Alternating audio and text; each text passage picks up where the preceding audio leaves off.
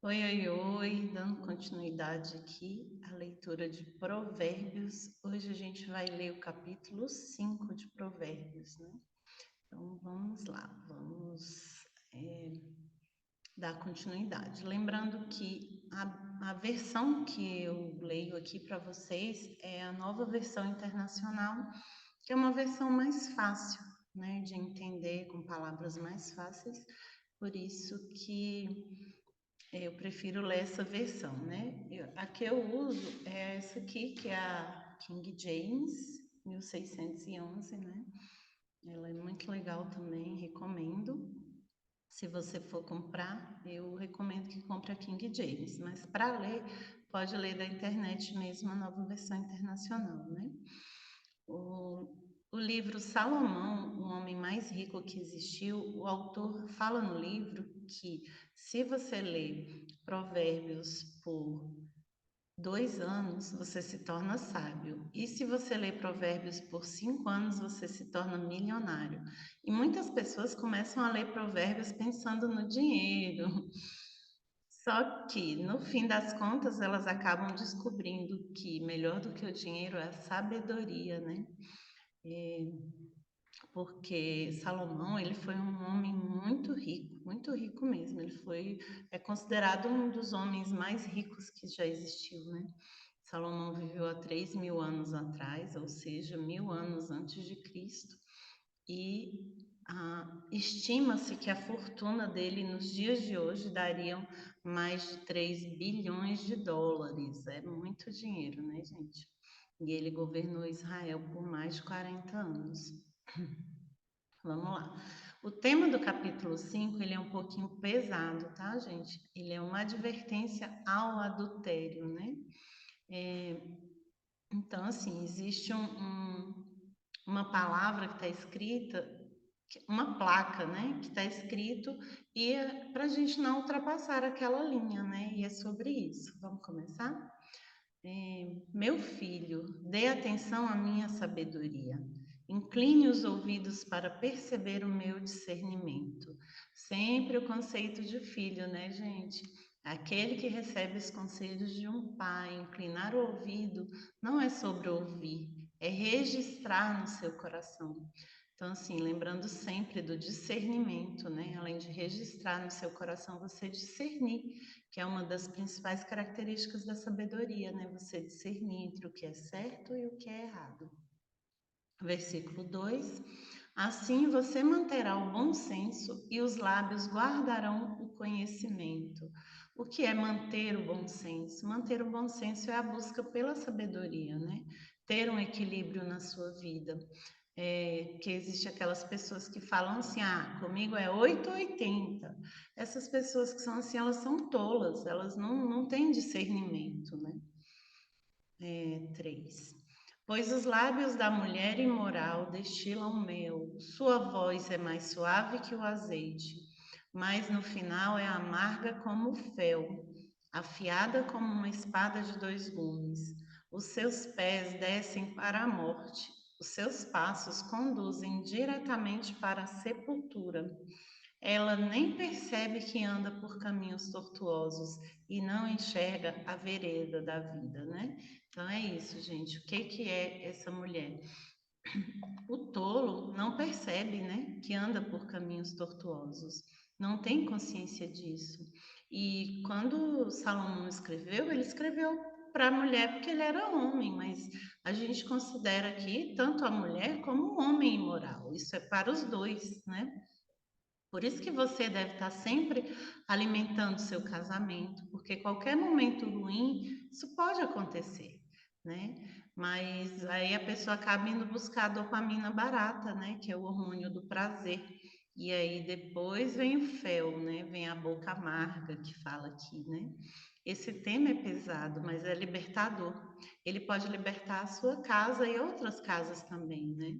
O grande problema, gente, é a sexualidade do cérebro, porque isso traz condutas normais. A pessoa acha que está certo, que está normal. É como uma droga, dá a sensação de prazer, né? Mas a gente não deve está achando que isso é correto, né? Eu vou falar um pouquinho mais sobre isso no final. E é isso, a gente tem que entender que isso não está certo, que a gente não pode banalizar o sexo, né? E outra coisa, tentar mudar essa mentalidade de sexualidade, porque a gente é estimulado para isso o tempo todo, né? Vamos lá, versículo 7. Agora então, meu filho, ouça-me, não se desvie das minhas palavras, fique longe dessa mulher, não se aproxime da porta de sua casa, ou seja, não crie oportunidades para isso, né? A gente tem que não ficar criando oportunidades, porque oportunidades vão surgir, né?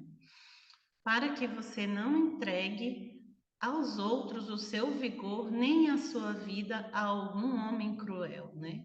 Ou seja, é um gasto de energia. Você entrega o seu vigor, você pode canalizar essa energia em outras coisas, né? Porque o que acontece? Se você fica ali o dia inteiro pensando sexo, isso se chama escravidão, né? Isso é um vício. E então o vício, o que a gente tem que fazer com ele? A gente tem que substituir esse vício por outro, né? Muda a sua rotina aí, que você vai ver que isso vai mudar também sua mentalidade em muita coisa, né? 10. Para que estranhos não se fartem do seu trabalho e outros não se enriqueçam à custa do seu esforço. No final da vida, você gemerá com sua carne e seu corpo desgastados. Você dirá: como odiei a disciplina, como meu coração rejeitou a repreensão. Não ouvi os meus mestres, nem escutei os que me ensinavam. Cheguei à beira da ruína completa, à vista de toda a comunidade, né? Então, é isso, gente, assim, do versículo 1 ao versículo 14 é um convite para você ficar longe. Sempre que você lê Provérbios, ele mostra dois caminhos, né? O da sabedoria e o da tolice, né? O da insensatez. E daí que você precisa ter discernimento, que é o que sempre está falando aqui, né? Para você saber qual que é o caminho certo que você deve seguir, para você se tornar uma pessoa sábia, né? Vamos lá.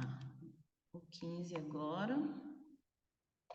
Beba das águas da sua cisterna, das águas que brotam do seu próprio poço, ou seja, você aproveitar a oportunidade que você tem na mão, né? Que a gente fica buscando fora, sendo que a gente tem em casa, né?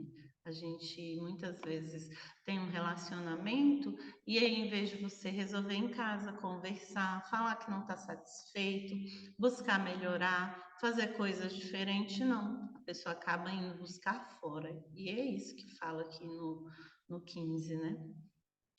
Por que deixar que as suas fontes transbordem pelas ruas e os teus ribeiros pelas praças? Que elas estejam, que elas sejam exclusivamente suas, nunca repartidas com estranhos. Seja bendita a sua fonte, alegra-se com sua esposa, com a esposa da sua juventude, né? Gazela amorosa, corça graciosa, que os seios de sua esposa sempre o fartem de prazer e sempre o embriaguem os carinhos dela. Então é esse o convite, né? A sabedoria, você buscar na sua casa, né? Porque existe um selo na aliança espiritual do casamento. E então é isso, você deve se fartar dentro do seu casamento. Deve ter diálogo, deve ter novidades, deve ter novos momentos, fazer coisas diferentes, né? Porque o homem ou a mulher que não estão satisfeitos e sai para a rua e encontra alguém com aquela voz suave, com os lábios feito mel, igual tá lá no início, ele vai cair em tentação. Então é isso que a gente deve evitar, né? Deve buscar sair dessa armadilha, né? E como que a gente faz isso? Alimentando o nosso casamento, cuidando do nosso casamento, né? Vamos lá? Agora para o 20. Por que, meu filho, ser desencaminhado pela mulher imoral? Por que abraçar o seio de uma leviana? O Senhor vê os caminhos do homem e examina todos os seus passos. As maldades do ímpio o prendem, ele se torna prisioneiro das cordas do seu pecado. Certamente morrerá por falta de disciplina, andará cambaleando por causa da sua insensatez, né? Que é insensatez? É saber o que precisa ser feito e não fazer. Né, isso. Então, o convite hoje é potencializar e trazer novidades de vida para o seu casamento. Então, assim, quando eu fecho as brechas e trago essas novidades de vida para o casamento, então, assim, eu vou evitar que muita coisa aconteça, né? Então, hoje é um grande dia para você potencializar a sua casa, potencializar o seu casamento. Honre o que você tem dentro da sua casa aí. Esse é o convite para hoje. É um pouquinho pesado falar sobre adultério, mas é importante a gente falar aqui, tá bom? Um abraço a todos, fiquem com Deus e amanhã eu volto com o Provérbios 6.